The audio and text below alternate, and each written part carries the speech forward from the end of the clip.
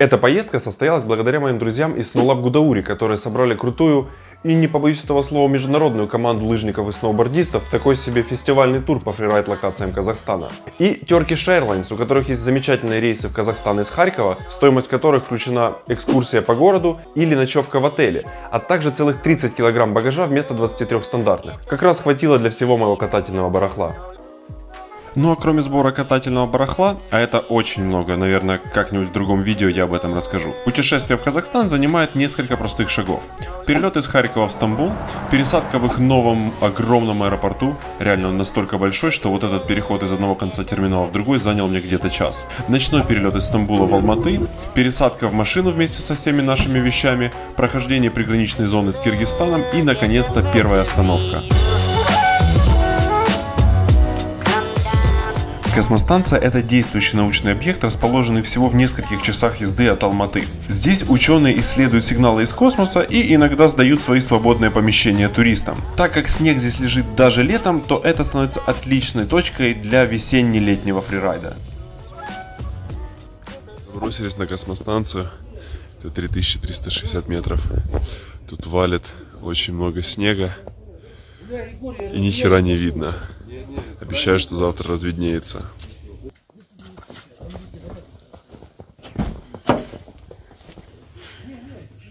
Такие вот пятизвездочные хоромы. Ребятки заселились. У них VIP комната с кроватью. А тут зал высоких технологий. Это как бы настоящая космостанция. И здесь происходит какая-то настоящая научная движуха. Вот, например, что-то произошло. Интересно.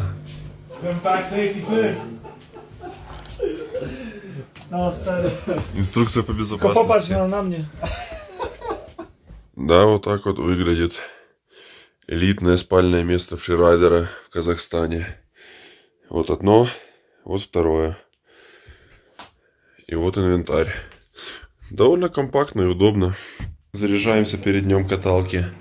Рюкзак, рация, пауэрбэнк и еще телефон надо будет подзарядить. Ну и себя подзарядить, насколько это получится вот здесь.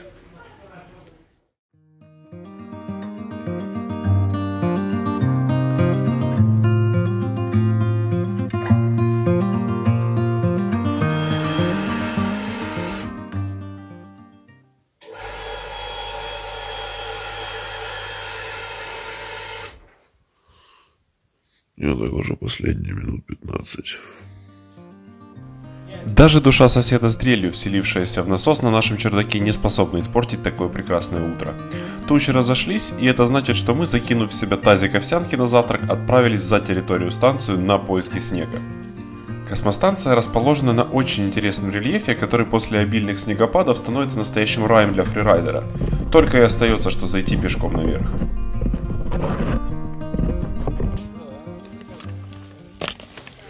Высота 3700. Складываем сплит обратно. Наконец-то будет первый спуск. Давай я тебя обгоняю. Да. Все, поехали.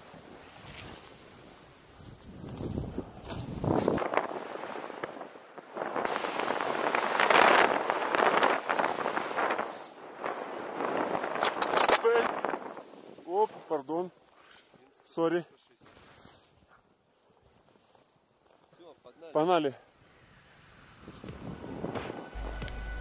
Со стороны может показаться, что мы просто едем на досках по не самому крутому снежному склону. Но для человека, который майские шашлыки на даче променял на день перелета, а потом еще день акклиматизации на высоте, этот ясный солнечный день и этот свежевыпавший снег, как легкий наркотик, несравнимое ни с чем ощущение. И каждый, кто в своей жизни хоть раз попробовал катать на пухлом снегу, понимает, о чем я. Поэтому даже если выглядит это вот так, то в нашей голове все происходит немножечко по-другому.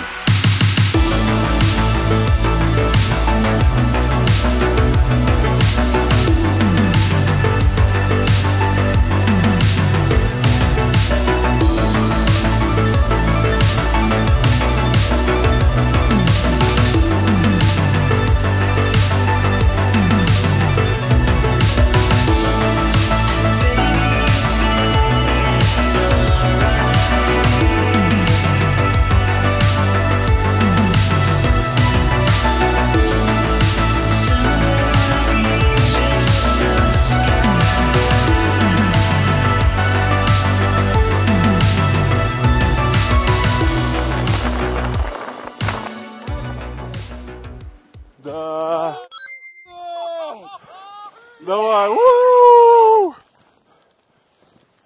Бенц! Бенц! У-ху! В горах такая ясная погода может очень быстро закончиться. Так и случилось в нашем случае. На нас очень быстро нашла туча, которая осталась здесь на ближайший день. Поэтому нам ничего не оставалось, кроме как спаковать наши вещи и отправиться вниз к нашей следующей точке. Где-то нашел брод, то есть не факт, что ты вечером там поедешь, что там яма может уже быть. И поэтому это бы как отображалось бы и на Казахстане, понимаешь? То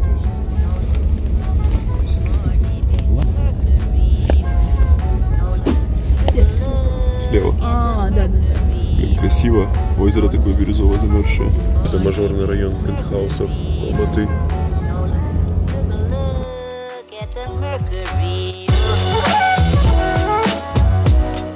Шимбулак – это самый известный горнолыжный курорт Казахстана. Курорт достаточно новый и современный, потому что его полностью обновили в 2011 году, к зимней Азиаде. Главная достопримечательность здесь – это Медео, самый большой в мире высокогорный комплекс для занятий зимними видами спорта. Но мы приехали сюда не за курортным катанием. Нам нужно заброситься на самый верх курорта и переночевать там, для того, чтобы утром отправиться в наш поход.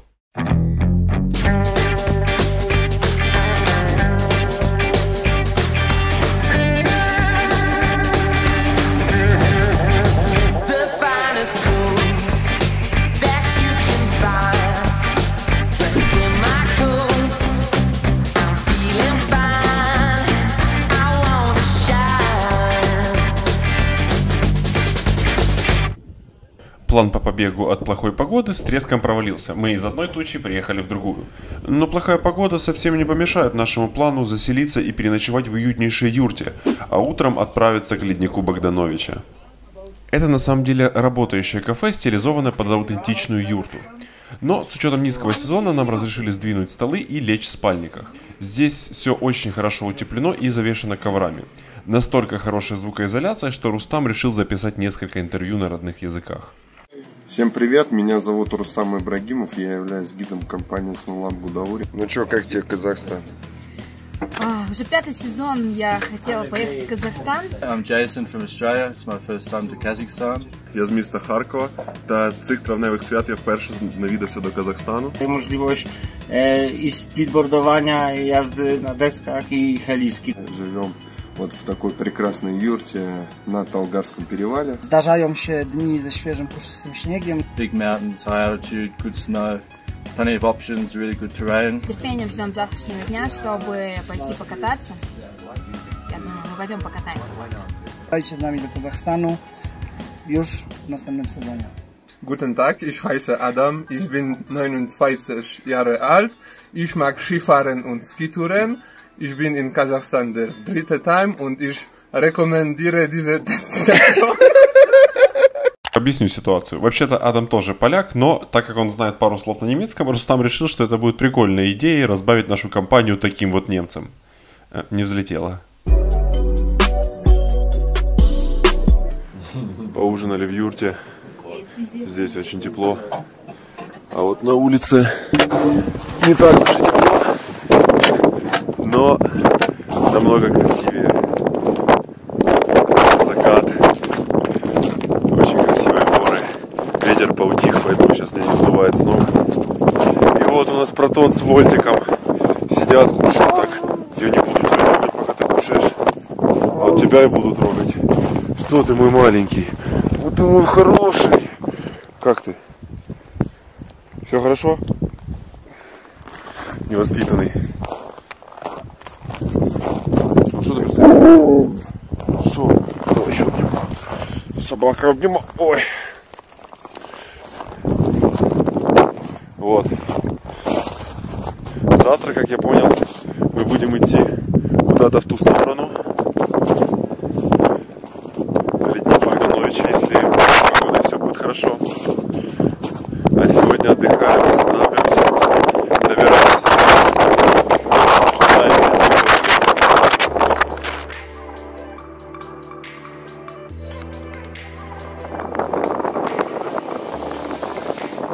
лучшие майские в моей жизни.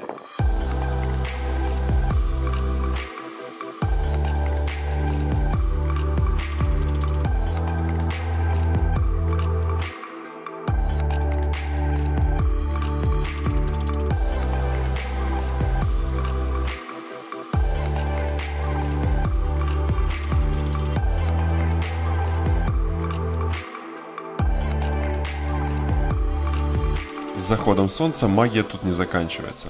Ночью при чистом небе Джейсон смог сделать вот такую фотографию. Здесь, в принципе, могла быть избитая фраза про отель 1000 звезд, но я оставлю ее на другой раз. Устроили из юрты просто какой-то склад.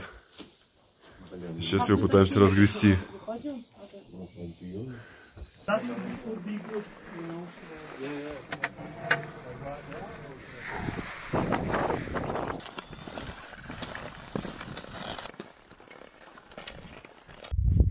Идем на ледник Богдановича. Прекрасная погодка. Надо догонять поляков. Ты что-то не убежали.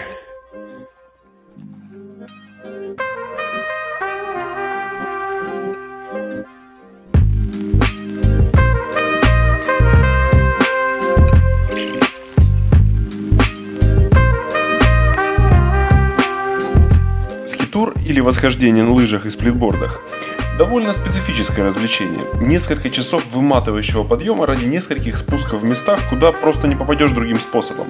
В программе на день 4-часовой поход к перевалу Пионер.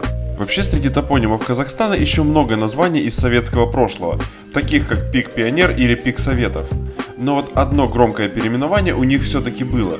Пик Комсомол переименовали в Нур-Султан еще до того, как это стало мейнстримом, в 90-х годах. Сложнее всего в таких походах приходится первому человеку. Ему нужно прокладывать тропу через свежий мягкий снег. Сравнить это можно с лидером велогруппы, который рассекает с собой потоки воздуха, облегчая путь остальным. Ну а у самой вершины идти на скитуре становится практически невозможно. Поэтому вы меняетесь с лыжами или сплитбордом местами и несете его на спине.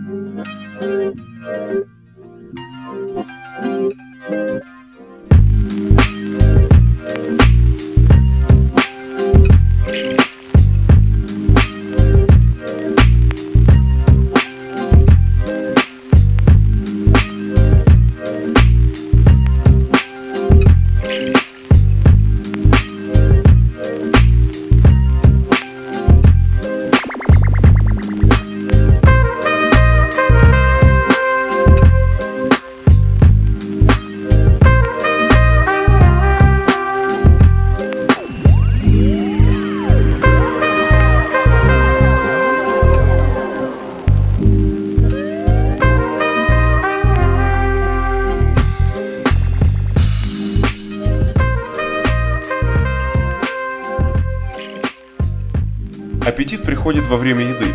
Эта фраза особенно актуальна на фрирайде. Всем было очень мало одного этого спуска, и гиды приняли решение показать нам еще один секретный спот. Это очень уютный и очень недоступный кулуар. Для того, чтобы попасть на него, нужно перелезть через скалы. Ну а я, пожалуй, меньше всех похож на человека, у которого есть хоть какой-то опыт скалолазания. Но заднюю давать не хотелось, и пришлось разбираться классическим способом – на ходу.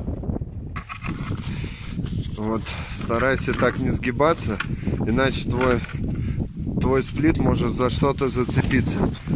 Ищи подпорки под ступни, чтобы ты нормально встал. Сейчас смотри, берешь, смотришь на меня, стараешься дать веса на левую ногу. Она очень диагональная. Ага, ищи лучшую ступень. Тебе надо найти хорошую ступень, чтобы ты уверенно... смотри, выше ногу, выше. Вот сюда? Вот, еще выше. Вот на эту? Выше. Я Прям... понял, на уголочек. Да. Посмотри, может быть, под правую ногу чуть выше опору.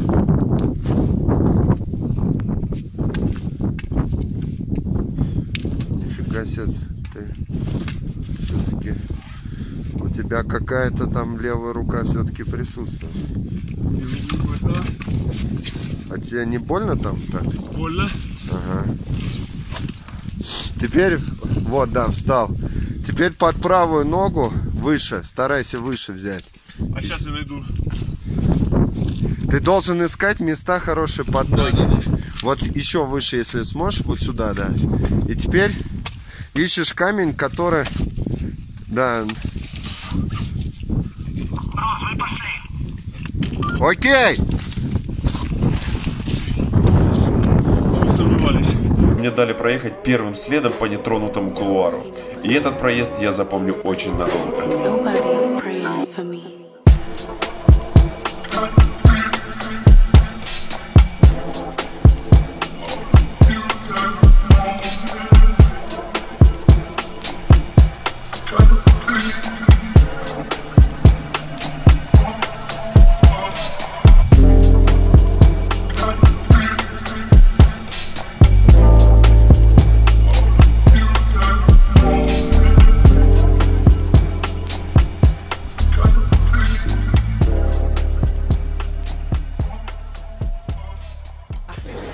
Когда я дошел до этого момента, я понял, что видео будет длиться уже почти 20 минут. А я, если честно, не очень готов отнимать столько вашего времени за один раз. Поэтому я решил разбить свой рассказ на две половины, оперативненько добавил в титры надпись «Первая часть» и в это место решил засунуть такой трейлер-нарезку из того, что нас ждет во второй части. А ждет нас там, собственно, следующее. Вертолетное такси, маленькие природные катаклизмы, пятизвездочные отели и мишленовские рестораны. Дикие животные и много каталки по неизъезженным местам. А также немножечко видов города Алматы и его непримечательных окрестностей. Если вам понравилось это видео, подписывайтесь на мой канал. Здесь я планирую выкладывать еще много видео на сноубордическую и не очень тематику. А я погнал монтировать вторую часть. Увидимся там.